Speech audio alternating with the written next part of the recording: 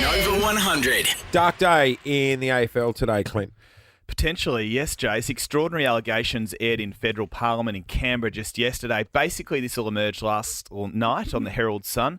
Off-the-books drug tests or allegations of authorised by the league to make sure that players evade detection on match day. It has many different layers. This was all detailed by independent MP Andrew Wilkie last night in Canberra. If there are no illegal drugs in the player's system, they are free to play. And if there are drugs in their system, the player is often asked to fake an injury. They're advised to lie about their condition. This isn't just a Melbourne problem. It's an AFL problem, with multiple players coming to Melbourne from other teams with pre-existing cocaine dependencies, more than suggesting that drug testing workarounds are in fact commonplace elsewhere in the AFL. Big call. Sorry, because it is a bit confusing, but is the basis of it that they're saying that players were going and getting drug tests outside of the official drug testers to make sure that if they did get drug tested that they'd be clean, and then to fake an injury if they tested positive from their behaviour on the weekend? That's right. There's obviously some sort of drug culture going on in the AFL. Remember the other day we had Eddie McGuire was on the show, and Clint, you asked him point blank, what do you think will be the biggest story of 2024? And this was his response. 2024, you're a newsbreaker on Footy Classified. What's the headline we will see this year? Drugs. You reckon? There's no one in football who's happy with the drug code. The Players Association, certainly not the clubs and not the AFL.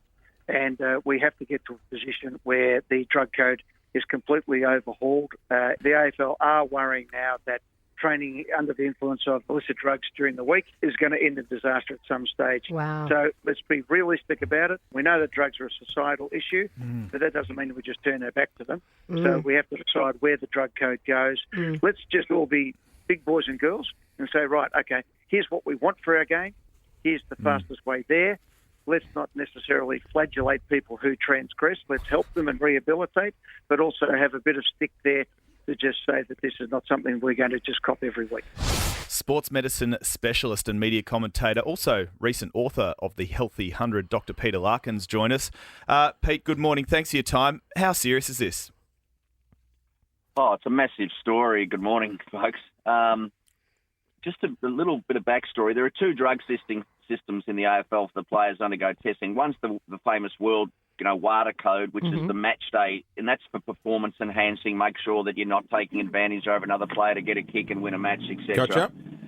And then the 10 years plus controversial illicit drug testing code, which was the 3 strikes policy as it was known originally. Now it's 2 strikes, where players are tested by an independent drug testing agency arranged by the AFL as a medical model to really look at illicit drug use. So rather than performance drug use. And so that was a confidential system where the players were tested during the week and sometimes on match day as well. And if they test positive on match day, it goes to a WADA 4-year suspension potentially. But during the week, it was the silent confidential code where if the player tested, they would get medical intervention. That's why it was called a medical model. Right. And it was designed to pick up ecstasy, cocaine, amphetamines, MNDA, all those drugs for players. And as Eddie said, it's in society, and of course it's in the age group of the 20 to 30 age group in AFL players, the 800 of them. And so, Doc, there's this story that a lot of people in the AFL knew that this illicit drug testing was happening behind the scenes. There's a suggestion that a lot of people in the AFL knew about it. Do you think that's the case? Absolutely, Lauren. Absolutely. I mean, this was a system deliberately put in place to assist players to get off the system if they were caught up in societal drug use. And so the club doctor and the AFL's medical director were the only 2 people aware of this system when a player tested positive.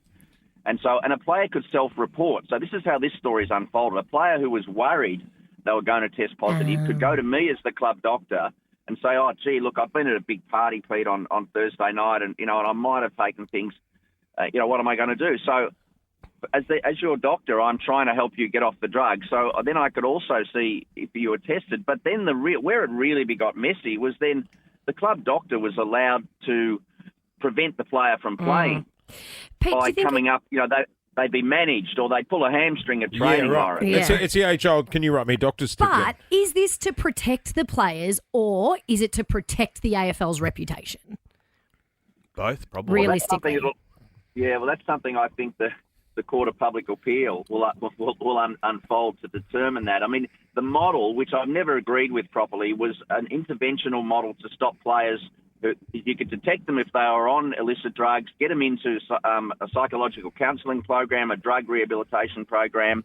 Sometimes they'd be in it for 4 to 6 weeks and disappear with a mysterious injury. Doc, the point Andrew Wilkie made in Canberra just yesterday was this, via the alleged testimony of the former Melbourne doctor, was it's not just a Melbourne problem, it's not just a Victoria problem, this is an AFL-wide problem. Is that your understanding, that it happens in clubs right the way around Australia?